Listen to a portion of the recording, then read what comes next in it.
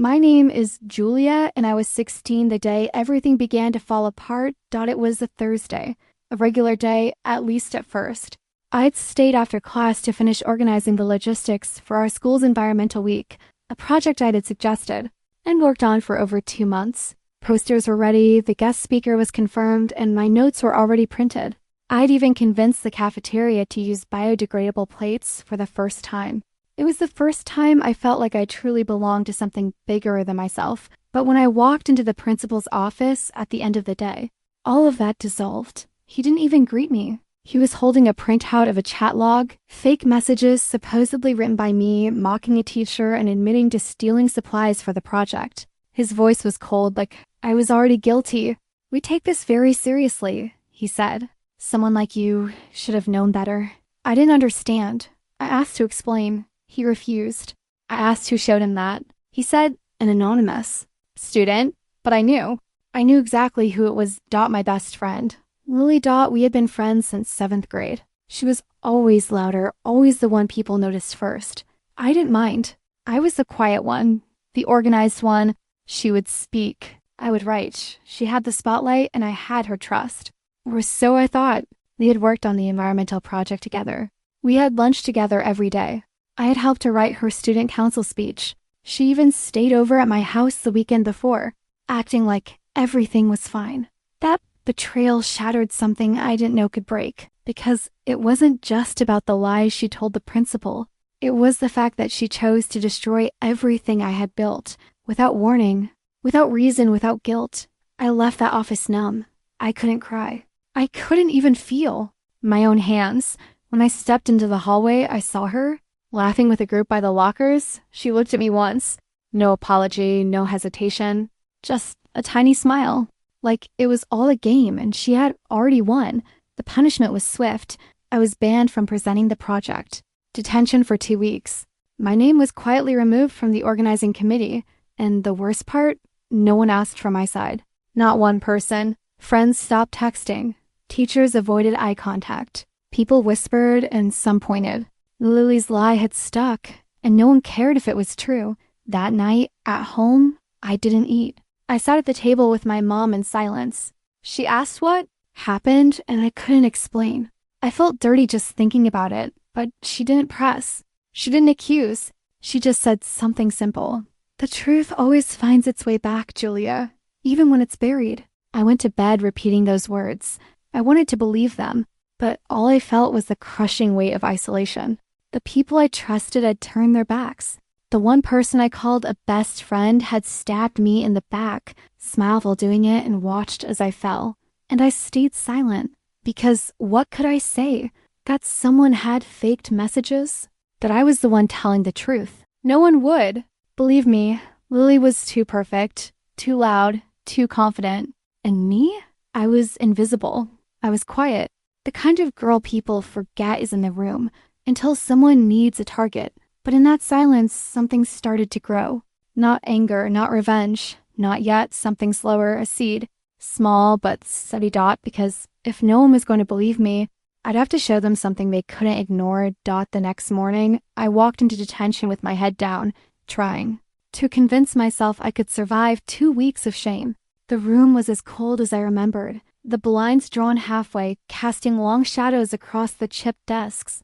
I had never been in trouble before. I wasn't the kind of student who skipped classes or talked back. Yet there I was, treated like a criminal, all because of a lie. Lily's lie. I sat at the desk furthest from the door. The same desk students used to throw paper balls at during study hall. The seat that always stayed empty because it was too close to the radiator in summer and too far from the heat in winter. But now it was mine, and everyone knew why. Each day felt longer than the last. I wasn't allowed to speak. I wasn't allowed to study for anything unrelated to self-reflection. I wasn't allowed to explain myself. The teacher on duty just handed out the same packet of prompts about responsibility and consequences and told us to write silently, and I did. But not what they expected. I wrote the truth. Page after page, I detailed what really happened. I described the project, the meetings, the planning, the text messages, real ones, between me and Lily. I wrote about the missing notebooks, the moment she seemed distant, The weekend sleepover when she took my laptop just to look up a song. I didn't know what I would do with those pages yet, but I needed to hold on to something that reminded me I wasn't crazy. Outside of detention, the school moved on like nothing had happened. The posters for Environmental Week were still up.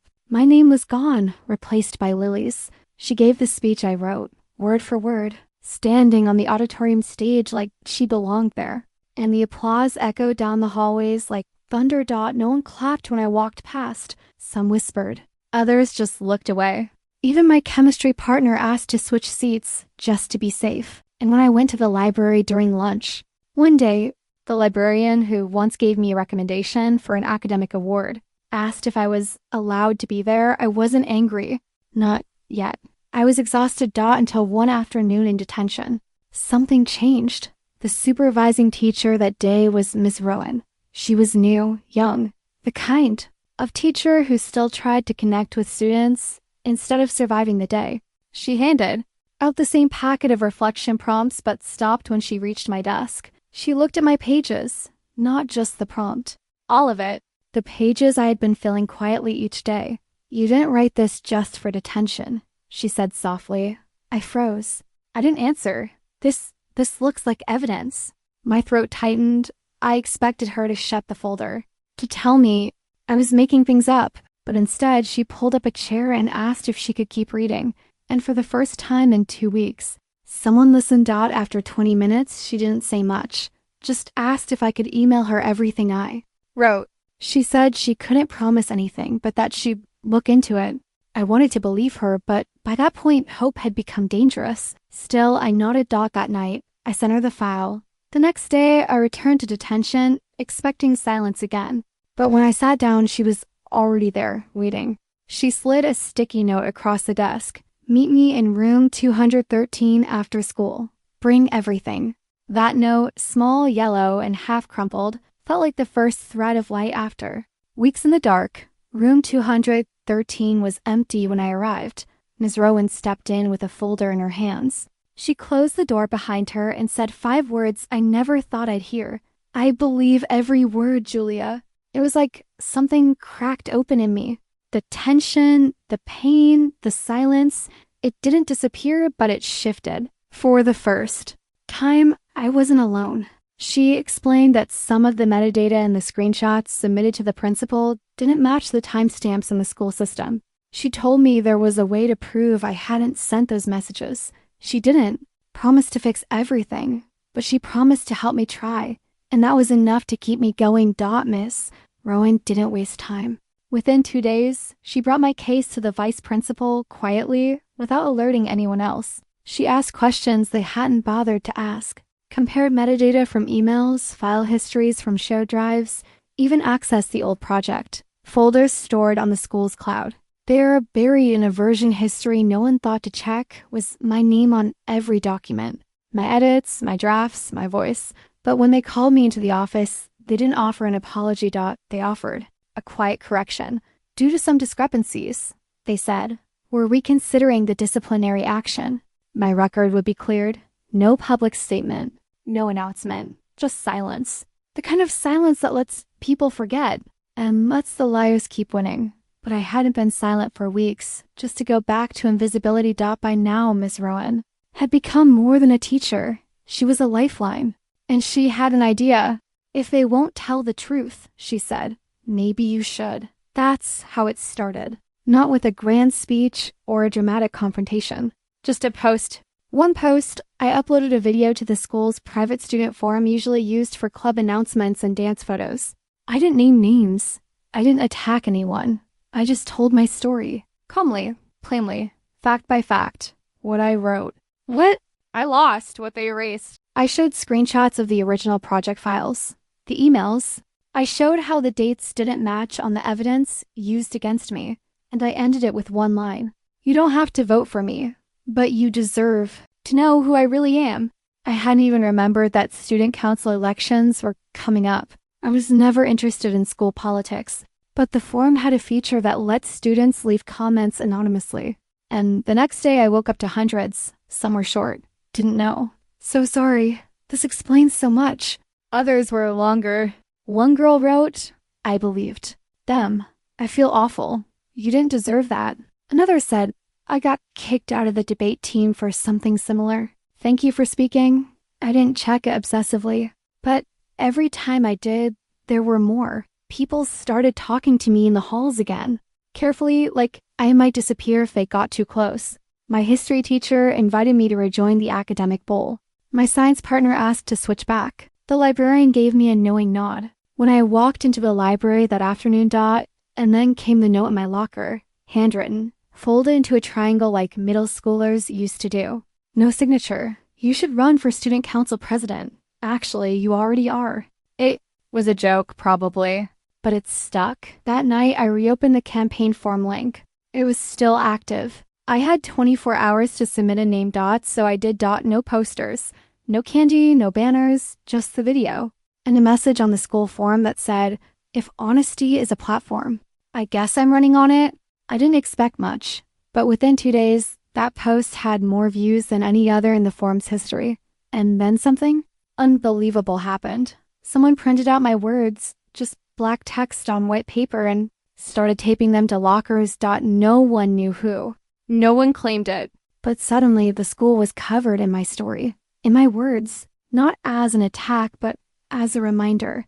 I never asked to be in this position. I didn't plan a campaign. But somehow I had one, and for the first time in my life, people weren't ignoring. They were listening. It would have been so easy to turn it into payback. I had the sympathy. I had the truth. I even had, unexpectedly, the momentum. The other candidates, 3 in total, were already doing damage control. Whispers in the hallway said one of them approached the vice principal, asking if the election could be postponed for fairness. Another reportedly cried during lunch. I didn't enjoy hearing that, but a part of me wanted to. A part of me wanted them to feel what I had felt. Small, accused, invisible. But revenge wasn't what I had started with. And it wasn't who I wanted to become. The morning of the school's presidential debate, I stood in front of my closet for nearly an hour. I didn't own anything presidential. Just the usual hoodies and jeans. Nothing sharp, nothing powerful. I almost didn't go. But then I remembered something Ms. Rowan once told me months before all this happened. You don't have to look like them to lead them. You just have to be louder with your truth than they are with their lies. So I wore a simple white blouse, my hair tied back. I didn't want to look intimidating. I wanted to look like me. Just the version of me who finally stopped hiding. The auditorium wasn't full, but it felt massive. Bright lights, a folding table up front, water bottles, nervous glances from my competitors. The same ones who, weeks earlier, wouldn't look at me unless it was to roll their eyes. When it was my turn to speak, I didn't read from a script. I looked out at the crowd. Most of whom had probably never heard me speak more than 2 sentences in public, and I said, "I don't have a slogan. I don't have stickers. I don't have a catchy chant. But I have a reason.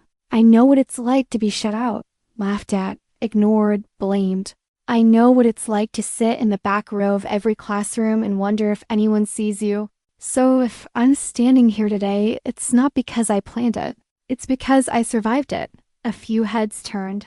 One teacher put down his clipboard. I kept going. Being president doesn't mean being the loudest. It means noticing who's being silenced. It means protecting the quiet ones, the awkward ones, the ones who don't fit into perfect Instagram boxes. If elected, I don't want to just lead events. I want to create spaces where no one feels like they have to disappear to be safe. Silence. Heavy, focused silence, and then a slow clap from the last row. A freshman, then 2. Then a full row of students clapping, not wildly, not for show. Just clapping. No one clapped that way for the others. That night I walked home with the sunset on my back and doubt in my heart. Because part of me still believed I didn't belong. That I'd only gotten this far because of pity. That people would forget the truth once the next drama came along. But something was shifting. Not just in me, but in the school. Posters started going up. Not mine, but ones made by others. They used quotes from my speech. A group of theater kids printed t-shirts with "Protect the Quiet Ones" in handwritten letters. This wasn't a vote about popularity anymore. It was a vote about being seen. And somewhere between the echoes of past betrayals and the whisper of possibility, I realized something terrifying and beautiful. This wasn't about her anymore. Not the girl who sold me out. Not the students who watched. Not the teachers who turned away.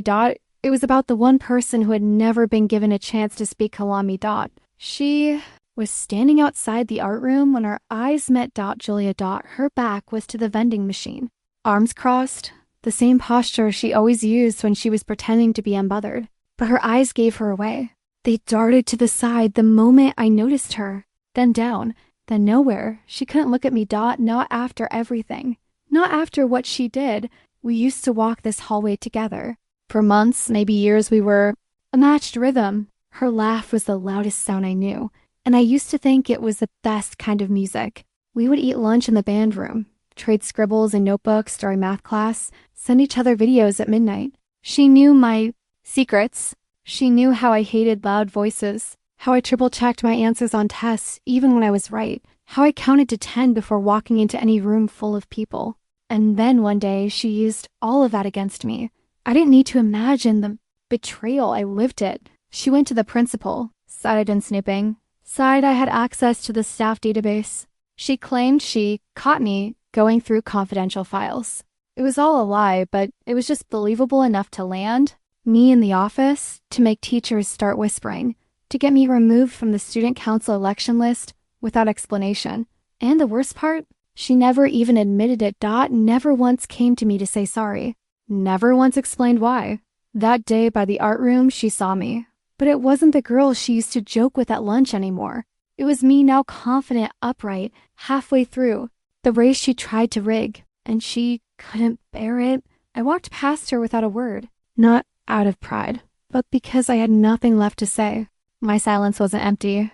It was filled with everything she should have said first. Later that day, I found a note in my locker, folded twice, no name. I didn't know it would go that far. That's all it said. Not an apology, not an admission, just a deflection, a coward's whisper. I stared at the words like they were ashes of something that had burned too fast. And I realized finally that the girl who once stood by my side was gone. Or maybe she never really stood there to begin with. That night, I sat in my room and looked at my old journal.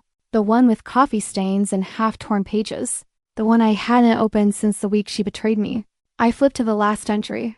I wrote before it all crumbled. There was a sentence underlined twice. If they can't see your worth, build something so bright, they'll need sunglasses just to glance your way.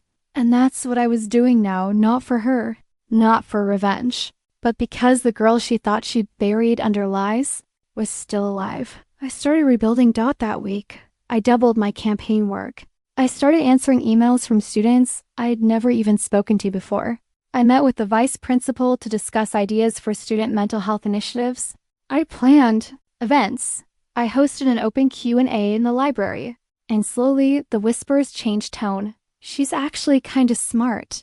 I didn't know she was this good at organizing stuff. She might actually win. For the first time, they weren't talking about Julia. They were talking about me, and Julia. She stayed in the shadows. She watched from corners because she couldn't look me in the eye, but she couldn't look away either. I wasn't supposed to be on the ballot. They had already printed the posters, finalized the list, moved on.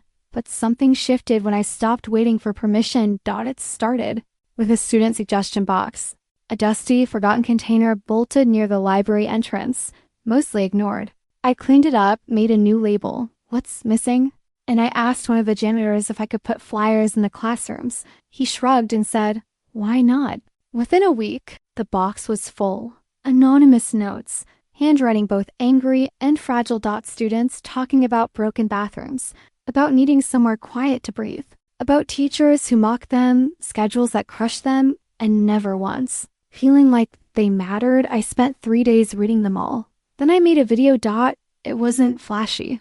Just me in front of a white wall reading the notes. No names, just truths. One by one. And I ended it with this. If the system won't listen, to us, maybe it's time we become the system.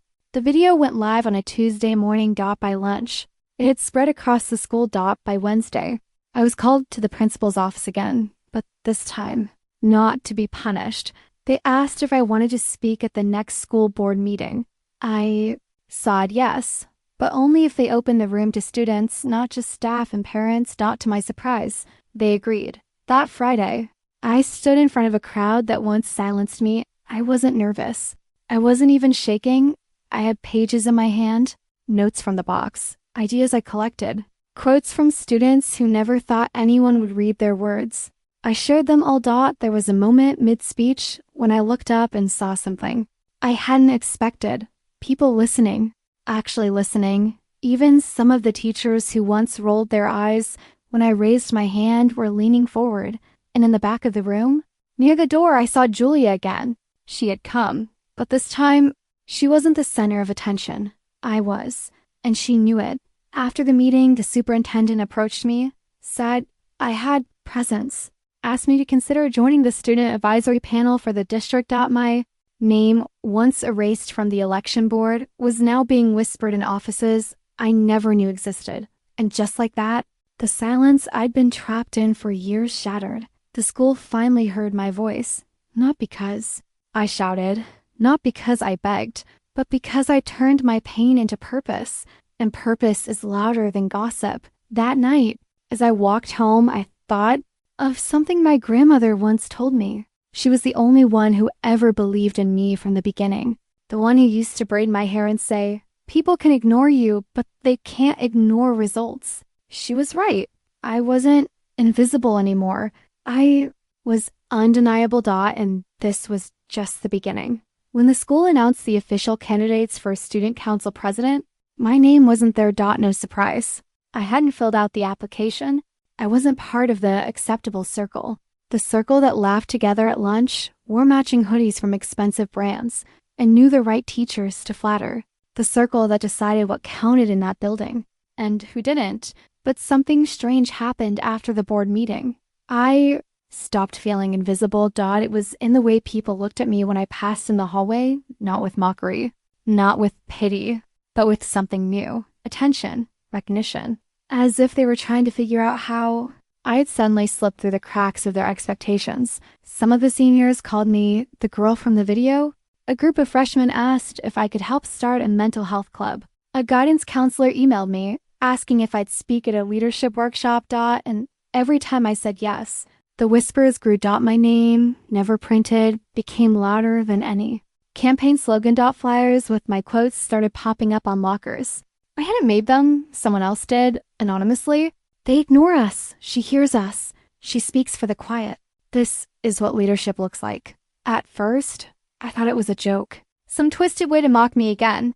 But then, I started getting messages from students I didn't even know. Some thanked me. Some asked for help. Some just wanted to talk. I was doing the job without the title. And I realized something Julia had never understood. Real power doesn't come from permission. It comes from presence. One afternoon, during the lunch period I usually spent alone, I found myself surrounded, not by the popular kids, by people like me, the invisibles, the ones who never spoke in class, who sat near the exits, who knew what it was to be erased. They asked if I was running. I told them I wasn't allowed to. Someone said, "Then we'll write your name in." I laughed, at first, but they didn't. They were serious. And then more people joined the conversation. Students from different grades, people I'd never spoken to. It spread like something in the air, unspoken but understood. They were going to write me in. A week later, the ballots were distributed. 10 official names, none of them mine. But when the results came in, the staff looked confused. Because alongside the printed names, there were hundreds of handwritten ones, all the same. My name, written over and over again. It wasn't just a vote. It was a statement that they saw me, that I mattered, that I was their choice, even if the system hadn't allowed it. There were meetings after that. Lots of them. Teachers trying to decide if they should count the write-ins. Emails between staff. A debate about rules and precedent. But what couldn't be debated was this. More students voted for me than for any official candidate. And in a school that always told me to sit down and stay quiet, I'd become the loudest voice, not by shouting, but by standing for something real. That night, I walked past the trophy case where Julia and her friends had once taken their prom photos, laughing in dresses they'd coordinated for weeks. I saw their smiles, their perfect poses, Their claim on everything I had once been denied, but I didn't feel small anymore, because they had their pictures. I had the school. Julia had every advantage. She had the followers, the teachers' praise, the campaign posters designed by her cousin, who was apparently some graphic design prodigy. Every hallway had her name on it in big, glittery letters. She hosted bake sales, gave away school-branded stickers, and even brought smoothies for half the cheer squad. It was the kind of campaign that screamed, "I've already won." And the worst part, everyone believed she had. The whispers weren't about who might win, they were about how Julia would decorate the office once she did. And then there was me, the girl who had once sat quietly behind her in class, listening to her laugh with the others about the time I cried in PE, the girl she called her best friend, until she sold me out for extra credit. My campaign didn't have posters or glitter. I had a whiteboard and a borrowed marker. While Julia posted Instagram stories from her manicure appointment, I was in the library, handwriting notes for every student who felt ignored, notes I left taped to their lockers. What no one noticed at first was that Julia's campaign was all surface. The speeches she gave were memorized cliches, lifted straight from past years. Her promises? Vague at best, free snacks, shorter classes, better music at dances. But when you looked closer, there was nothing behind them. It started with a simple question at a school debate. Someone asked what she'd do for students who felt left out or bullied. Julia blinked, then she laughed it off and said, "We all just need to be more confident, right?" It landed like a lid balloon. The students she'd overlooked before began to notice the cracks. The girl who always sat alone at lunch remembered the day Julia's friends had taken a picture of her and captioned it, "Table for none." The boy who stuttered remembered Julia rolling her eyes when he tried to answer. In class, little by little, the crowd that once clapped for her started shifting towards silence. Meanwhile, my approach was quieter but more honest. I didn't promise the impossible. I talked about safe spaces for students struggling with anxiety. I asked for ideas instead of preaching mine. I showed up to the robotics club meeting and sat in the back, just to learn. I met with cafeteria workers and listened to their frustrations. I wrote a plan, not a slogan, but Julia didn't see it coming. She was too busy practicing her acceptance speech to notice the tide changing. The week before the election, the school's local paper published interviews with all the candidates. Julia's read like a pageant script, smiles and shallow sound bites. Mine ended with a quote, "I know what it feels like to be erased, and I'm running so no one else has to." That quote made it to lockers. It was shared in DMEs. A quiet current began to ripple through the school. Julia panicked. For the first time, she started slipping. She accused me of trying to make her look bad. She called a meeting with the principal, demanding that my campaign be investigated. The principal declined. She tried turning our past friendship into a weapon, telling people how I used to be so sensitive and dramatic. But it was too late. People remembered who had been there for them when no one else was. They remembered who had listened, even when she had no title. Julia's campaign, once flawless, began to look fake in comparison. And by the end of the week, the girl who once cropped me out of her life was struggling to stay in the frame. The morning of the election results was strangely quiet. I could barely eat breakfast. My hands shook as I brushed my hair, the same way they had trembled the day Julia told everyone I was just dead weight in our friendship. But this time, it wasn't fear, just a storm of feelings waiting to be heard. The school auditorium was packed. Students filled every row, some whispering, some glancing between me and Julia. The teachers looked tense. Even Principal Marino had that unreadable expression he wore whenever something unexpected was about to happen. Julia stood on the stage already, smiling like the crown was hers. Her speech had been all about popularity, image, and tradition. Mine, the day before, had been something else entirely. I talked about overlooked students, about silence, about second chances, and about what leadership really meant. When Principal Marino tapped the mic and announced, "Your next student council president is Rachel Martinez," the room didn't cheer. It froze. For a second, no one reacted. Julia blinked, visibly stunned. Someone in the crowd gasped. And then applause began, slow and unsure at first, then steady, then overwhelming. I didn't run to the podium. I walked calmly, My mom was watching from the back. She mouthed, "I'm proud of you," and I swallowed tears that burned behind my eyes. I took the mic and looked at Julia. "Thank you," I said to the crowd, "not for choosing me, but for believing that people can change. That kindness matters. That being underestimated isn't a weakness, it's a beginning." Julia left the stage without looking at me, but this time I didn't shrink into myself. I stood tall not as a girl who'd been betrayed, but as a girl who knew exactly who she was. I didn't gloat. I didn't throw back insults. I just smiled and looked forward, because dignity, I had learned, was louder than revenge, and far more lasting. The first time I saw Julia after the results, she didn't meet my eyes. She walked past me in the hallway like I was still invisible, like the vote never happened. But 3 weeks into my presidency, I got an email from her she wanted to meet. The subject line simply read, "Can we talk?" Curious, and honestly still processing everything, I agreed. We met in the old art room after school, the same room where we once laughed for hours after skipping gym class, pretending we were too tired to run. She looked nervous, maybe for the first time in her life. The confidence she used to weaponize so effortlessly had thinned out. She didn't apologize. Not really. She said, "I know we've had ... issues, but I'm working on a community service project and thought maybe the student council could sponsor. It would mean a lot, especially coming from you." There it was, the favor, the quiet hope that I might help clean the stain her reputation now carried. The request that expected me to forget that she once humiliated me, lied to the principal, watched me get punished for something I didn't do and did nothing to stop it. A year ago, I would have said yes just to feel included again, but I wasn't that girl anymore. I looked at her calmly.